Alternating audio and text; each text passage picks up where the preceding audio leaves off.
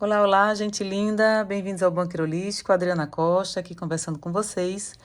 Voltei para outra rodada do Oracle Visions. Você que tem esse oráculo e estava pensando em vender, não venda, porque ele é maravilhoso. Ele estimula a gente a ter muito mais conhecimento, estimula a gente a pesquisar sobre os elementos presentes em cada carta, para a gente poder fazer uma leitura complementar de qualidade. Eu particularmente amo porque eu gosto de pesquisar, eu gosto de estudar, eu gosto de saber coisas novas. Então a gente vai agora da carta 25, de 6 em 6, até a carta 30, tá bom? Então vamos lá. O que é que a gente tem aqui na carta 30? Meio que um mágico, né? A gente tem esses elementos que voam, tem círculo, tem triângulo e tem luz. A gente tá falando aí de confusão ilusória, uma confusão em si, né? Elementos que teoricamente não fazem sentido. Círculo com triângulo, figuras geométricas que não fazem sentido. Aí tem do nada um pássaro branco, uma pomba. Então, essa carta, ela fala para a gente não se deixar enganar pelo que a gente vê em nosso redor e nem pelo que a gente vê é, em termos, inclusive das coisas que a gente pesquisa, das coisas que a gente vai atrás na internet, pode ser também a gente não ser levado no bico, digamos, seria essa informação do pássaro, a gente não ser levado no bico, pesquisar, ver uma informação, depois complementar com outra, ver se aquilo faz sentido, perceber melhor as coisas, né? Aí ele diz que a gente vive num mundo que é um parque de diversões de ilusão, cheio de caminho falso, de valores falsos, ideais falsos, e que a gente tem que ter muito cuidado para lembrar que a gente não faz parte desse mundo. Nós somos espíritos que vêm de algum lugar, que está tendo experiência nesse momento da história. Daqui a um outro período, nossa alma volta de novo em outro momento da história. Então, a gente não pertence originalmente a este mundo. Nós viemos para ter experiência, né? Mas a gente pertence a outros mundos e a gente não cair nas ilusões desse mundo que é passageiro. Esse mundo que a gente vive é passageiro, é tanto que tudo tem um prazo de validade, tudo tem um tempo de existir, né? Carta 26, a gente tem passado e futuro, tem a questão do recomeço. A gente tem um livro com uma página em branco, né? A primeira página aberta, e aqui ele com a última página, né? Aberta, ou seja, o começo da leitura e o final da leitura. Uma chave com um cadeado. Uma porta de algo que se abriu e o espelho é o que a gente vê ou o que a gente projeta para frente. Então, essa carta fala sobre. Ela diz lá na tradução que você só precisa virar a página. É difícil saber o que acontece no passado e o quão próximo nós estivemos, né? Mas você não pode se apegar ao passado. Esse é o momento de reservar, você se reservar no sentido de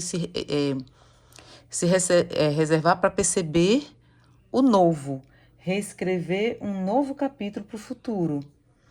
Então ele fala que a gente espera que a gente possa se colocar numa posição em que todos nós sejamos felizes. A gente tem que se colocar numa posição em que todos possamos ser felizes.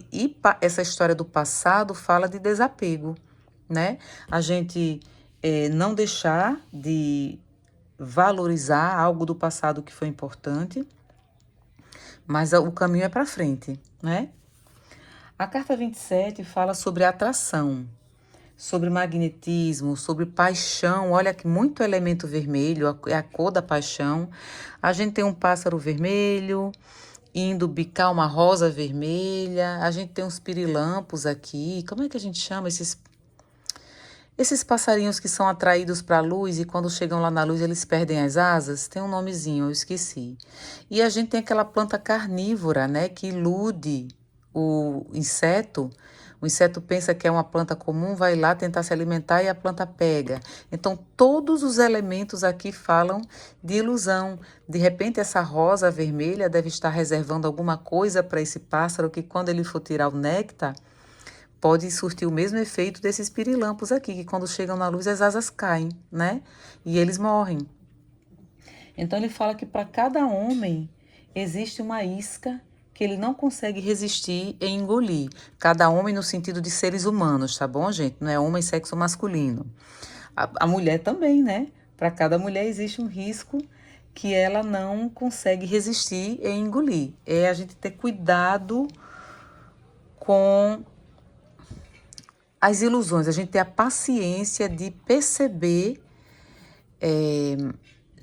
as coisas, a gente dá o tempo ao tempo. Essa carta aqui eu acho ela bem interessante porque ela fala, isso para mim remete à prisão. A carta 28 fala de contato, né? Laços espirituais, conexões. Então ele fala que cada contato com o ser humano é tão raro, tão precioso, que deve ser preservado. Mas nesse contexto aqui, ó, que essa moça tá presa aqui nesse, não sei, eu sei, mas não lembro, mas não, mas me fugiu a palavra, né? Desse objetozinho que a gente, de vidro, né? Que a gente coloca vela dentro, a gente coloca coisinhas dentro para preservar, fotografia. Então, de repente, se uma experiência foi boa, eu acho que vale, né? A gente levar essa informação de que cada contato com o ser humano é tão raro, tão precioso que deve ser preservado. Mas eu acho que a gente tem que prestar atenção em que tipo de conexões a gente faz. Se a gente sente que tem uma dependência de alguém, seja emocional, seja espiritual, e essa dependência em alguns momentos nos causa algum tipo de dano, a relação fica pesada, a gente tem que desapegar. A gente tem que se desvencilhar, né? Esse aqui é um conselho assim muito forte sobre a avaliação, se você realmente precisa estar preso a essa conexão que você está hoje, né? A carta 29 fala sobre tentação, sobre resistir, fala sobre força de vontade. A gente tem aqui a cobra coral, existe a coral verdadeira e a coral falsa, mais um momento que remete a Eva, né, digamos, a figura simbólica de Eva, uma mulher com esse fogo todo, esse ímpeto todo, e a maçã, né, como não como. E a gente tem aquele elemento, outro elemento de tentação. A gente tem a maçã, a gente tem o fogo, a gente tem esse elemento ilusório que é a cobra. A cobra também é um dos elementais, um dos simbolismos do elemento fogo, a salamandra, as cobras, né? E a gente tem aqui essa figura que parece, né, um diabo aqui com duas cordas aí para tentar amarrar. Então, a informação dessa carta é que diz assim, que existe um encanto no proibido, que torna o proibido indescritivelmente desejado. É aquela coisa que parece que quanto mais a coisa é proibida, mais aguça a nossa curiosidade de saber por que aquilo é proibido, né? Por que eu não posso provar aquilo? Por que eu não posso experienciar aquilo? E a gente tem que perceber que tem perigos que, se a gente não perceber, tem consequências sérias para o resto da vida da gente, né? Para o imediato e para o futuro. Então, é uma carta de avaliação também. A carta 30, a gente tem aqui uma floresta, né? Um lobo escondido. É como se fossem os olhos da noite nos observam, né? E a gente ali com um certo medo, mas a gente tá com o manto da coragem. A gente sente o medo, mas a gente tá ali revestido com o manto da coragem. Tipo, vai com medo mesmo, né? A coragem é isso. O princípio da coragem é esse. Tô com medo, mas vai com medo mesmo. Se só tem esse caminho, vai, vai nele. Então a carta 30 fala sobre ela diz que evitar o perigo não é mais seguro do que você se expor. Se você evita o perigo ou se você se expõe a ele, o resultado é o mesmo. Os medrosos são pegos com a mesma frequência que os corajosos. Os medrosos são pegos com a mesma frequência que os ousados.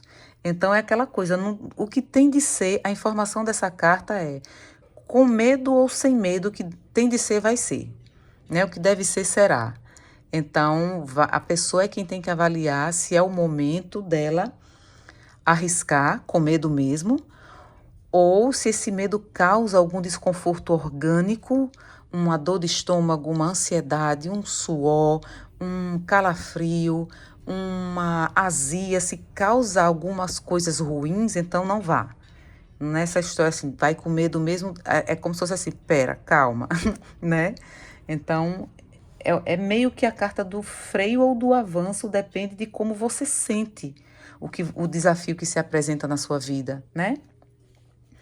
Então é isso, gente. Fizemos essa leiturinha, vamos seguir da carta 30 a 36 na próxima leitura.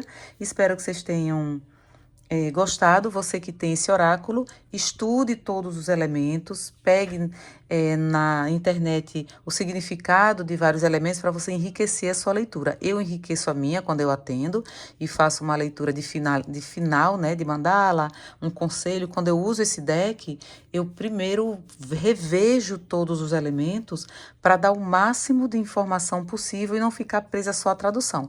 Eu trouxe a tradução, mas você vai e coloca algo que você percebe além do que está na tradução, porque é um oráculo filosófico, portanto, sendo oráculo filosófico, ele é aberto para outras interpretações de conhecimento de mundo, tá bom? Um cheiro e um queijo em todo mundo, obrigada, até o nosso próximo encontro, tchau, fiquem com Deus.